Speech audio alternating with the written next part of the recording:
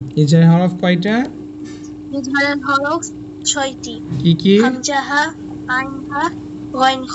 6 বা 5 বার পড়ো, যাও একটানে পড়ো 5 বার। হামজা হা আইন হা গইন খ, হামজা হা আইন হা গইন খ। হামজা হা, আইন হা, গইন খ। হামজা হা, আইন হা, গইন খ। হামজা হা, আইন হা, গইন খ। হামজা হা, আইন হা, গইন খ। হামজা হা, আইন হা, গইন খ। হামজা হা, আইন হা, গইন খ। এবার নুন সাকিন ও তানবিনের বাম পাশে ইজহারের 6টি হরফের যে কোনো হরফ আসিলে নুন সাকিন ও তানবিনকে স্পষ্ট করে পড়তে হয়। কি বললাম আমি? আবার বলো, আমি যেটা বলছি সেটা বলো। জি। আমি যতটুকু বললাম এটা বলো।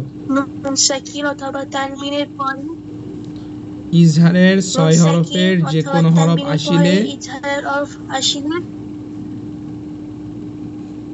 হ্যাঁ নুন সাকিন, ইজহারের 6 হরফের যে কোনো একটি হরফ আসিলে নুন সাকিন ও তানবিন স্পষ্ট করে পড়তে হয়। নুন সাকিন অথবা তানবিনকে স্পষ্ট করে পড়তে হয়। হ্যাঁ, নুন সাকিন, সরি, নুন সাকিন ও তানবিনের বাম পাশে ইজহারের 6 হরফের যে কোনো হরফ আসলে নুন সাকিন ও তানবিনকে স্পষ্ট করে পড়তে হয়। ঠিক আছে? তাহলে প্রথমে কি? ইজহার অর্থ স্পষ্ট করা। ইজহারের হরফ 6টা, হামজা হা, আইন হা, গইন খ। নুন সাকিন ও তানবিনের বাম পাশে ইজহারের 6 হরফের যে কোনো হরফ আসিলে নুন সাকিন ও তানবিনকে স্পষ্ট করে পড়তে হয়। ক্লিয়ার হয়েছে? এটা কি ক্লিয়ার তুমি? নুন সাকিন কাকে বলে বলো তো? নুন সাকিন কাকে বলে?